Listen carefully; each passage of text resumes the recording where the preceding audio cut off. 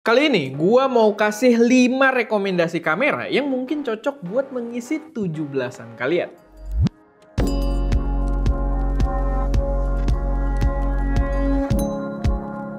Halo semuanya, selamat datang di channel IC Media dengan gue Erwin, dan pada video kali ini gue pengen kasih rekomendasi kamera yang mungkin cocok buat kalian seru-seruan di 17 Agustusan nanti. Dan semua kamera yang gue bahas di sini adalah kamera yang harganya under 10 juta rupiah. Tapi sebelum kita masuk ke pembahasannya, gue pengen ngingetin dulu kalau kita lagi ada lomba foto berskala nasional dengan total hadiah sampai 45 juta rupiah.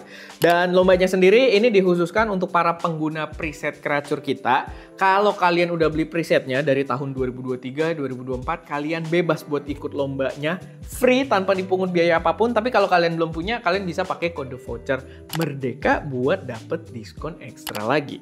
Ya kalau belum punya, kalian cek dulu aja di stdigital.id. Oke, balik lagi ke rekomendasinya sendiri. Jadi kamera yang pengen gue rekomendasikan di sini adalah kamera yang cocok buat kalian seru-seruan gitu ya, mendokumentasikan mungkin acara lomba, mungkin kalian bikin acara kumpul-kumpul dengan teman-teman, dengan pastinya yang budgetnya itu under 10 juta rupiah. Nah, kamera pertama yang gue rekomendasikan, sebenarnya ada dua kamera di sini, tapi sebenarnya sejenis. Tapi yang pertama gue rekomendasikan itu adalah Insta360 X4 dan juga X5.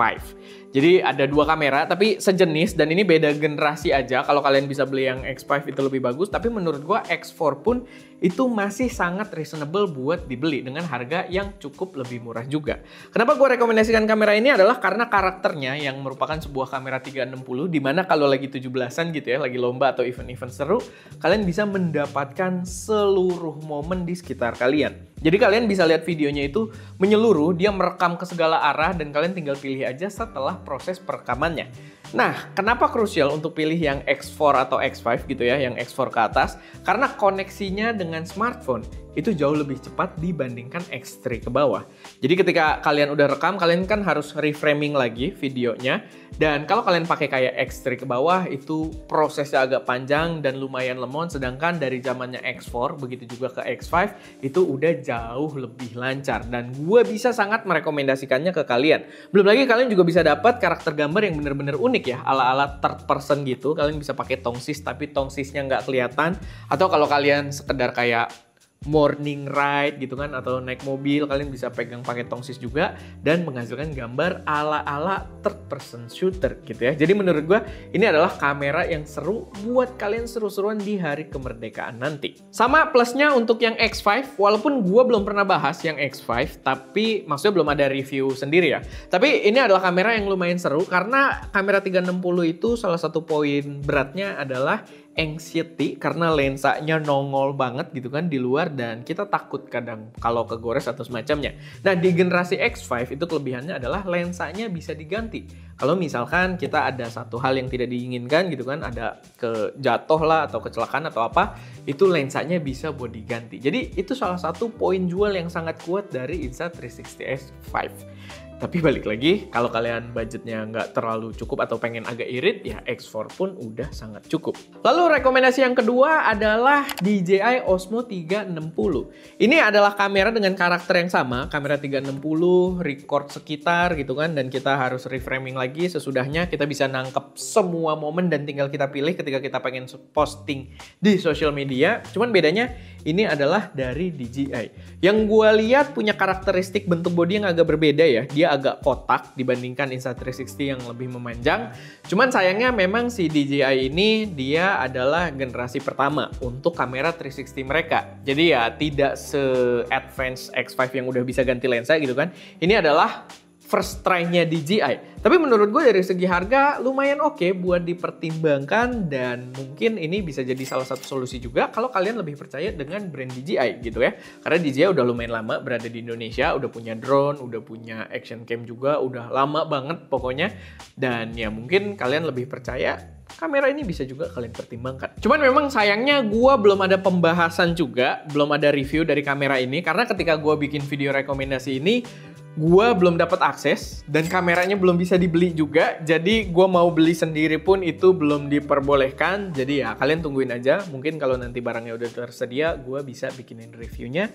Atau ya sekedar first impression dulu aja biar cepet buat kalian. Lalu kamera selanjutnya yang gue bisa rekomendasikan juga buat kalian mendokumentasikan keseruan Agustusan ini adalah Insta360 S Pro Series.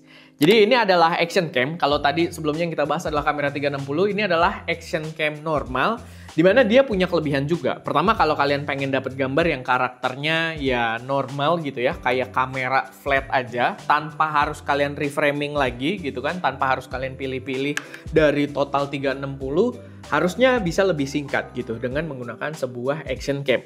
Lalu kalau kalian mungkin dengan kegiatan yang lebih ekstrim gitu ya, lebih seru-seruan event kalian, ya menurut gua action cam ini juga bisa jadi pilihan yang lebih tepat. Dan di S Pro ini, seri S Pro ini adalah pilihan yang bagus karena keduanya itu, maksudnya karena sekarang kan ada dua seri, ada S Pro yang pertama, ada S Pro 2. Keduanya itu punya mode malam yang bener-bener oke banget, yang membuatnya beda dari kebanyakan action cam terdahulu gitu ya. Karena sekarang action cam akhirnya di seri S Pro ini kalian bisa pakai juga di kondisi malam hari gitu. Dengan lampu-lampu ruangan aja dia tetap bisa mendapatkan gambar yang bagus. Tapi kalau kalian pengen action cam tapi tidak mau pakai Insta360, ada juga saingannya dari DJI lagi, yaitu adalah DJI Action 5 Pro.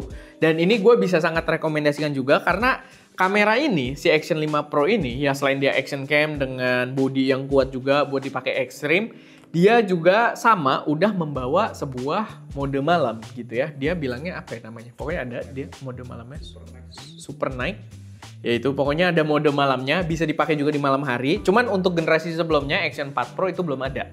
Sorry, Action 4. Yang ada Pro-nya itu Start Action 5 doang. Nah, Action 5 Pro itu udah ada mode malamnya, dia bagus juga walaupun tidak sebagus S Pro 2 di kondisi malamnya. Tapi masih sangat usable kalau kalian pengen pakai gitu ya.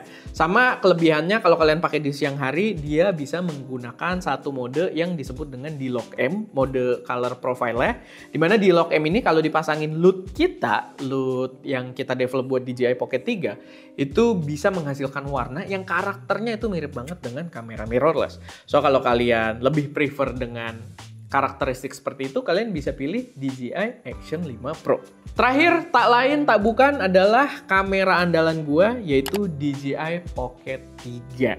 Dimana ini adalah kamera yang sama simpelnya gitu ya, kamera yang pocket bisa dibawa-bawa, sama simpelnya dengan kamera-kamera yang sebelumnya kita bahas, tapi dia berada di level yang lebih untuk menghasilkan gambar yang profesional. Kalau yang tadi buat seru-seruan, kalau yang ini buat lebih ke gambarnya itu profesional. Karena pertama dia membawa sensor 1 inch, sensornya paling gede dibandingkan kamera-kamera yang sebelumnya kita bahas tadi. Bisa dapat bokeh yang lebih bagus, dan mungkin low light-nya nggak sebagus S Pro dan Action 5 Pro karena ada mode malamnya gitu ya. Tapi di sini karena sensornya lebih gede, di kondisi low light dia hasilnya ya balik lagi lebih profesional gitu. Apalagi dia juga tidak memaksakan pakai shutter speed tinggi ya, karena si Pocket 3 ini udah membawa built-in gimbal. Jadi stabilisasinya tidak mengandalkan shutter speed yang tinggi yang bikin low light-nya tuh agak berat. Nah, di sini dia udah pakai gimbal dan balik lagi bisa menghasilkan gambar yang lebih profesional, apalagi dengan sensor yang lebih gede juga. Dan dia juga membawa itu ya, color profile D-Lock M yang balik lagi kalau dipakein di LUT kita, dimana LUT kita emang kita develop buat si Pocket 3 ini ya, itu bisa menghasilkan gambar yang karakter warnanya mirip kayak kamera mirrorless. Cuman di Pocket ini beda ya sama Action 5 Pro. Action 5 Pro walaupun warnanya kayak mirrorless, tapi secara kualitas sebenarnya masih ya mendekati action cam. Sedangkan kalau si Pocket 3 ini, karena dia sensor lebih gede, image quality-nya lebih bagus, dengan karakter warna kayak mirrorless, otomatis gambarnya jadi bener-bener kayak pakai kamera mirrorless, kayak pakai kamera profesional. Bahkan dapat bokehnya gitu ya, dapat depth-nya juga itu terlihat sangat appealing. Jadi ya gue bisa sangat rekomendasikan kamera yang satu ini, DJI Osmo Pocket 3. Masuk ke dalam top recommendation kita. Dan ya, paling itu aja sih beberapa rekomendasi dari gua untuk Agustusan kali ini. Semoga bisa bermanfaat, semoga bisa jadi referensi buat teman-teman semua. Kalau ada koreksi, saran, atau kalian punya rekomendasi kalian sendiri, boleh taruh juga semuanya di kolom komentar. Sama jangan lupa, kita ada lomba yang hadiahnya itu totalnya 45 juta dengan pemenang utama dapat 25 juta rupiah sendiri gitu ya buat upgrade kamera. Jadi seru banget, silahkan kalian cek, atau ya kita taruh juga ada di komen, gua pin mungkin, atau di deskripsi. Silahkan kalian cek aja seputar lombanya. Oke, paling itu aja. Semoga bermanfaat. Gue Erwin, di belakang kamera ada Deska, dan jangan lupa untuk berkarya.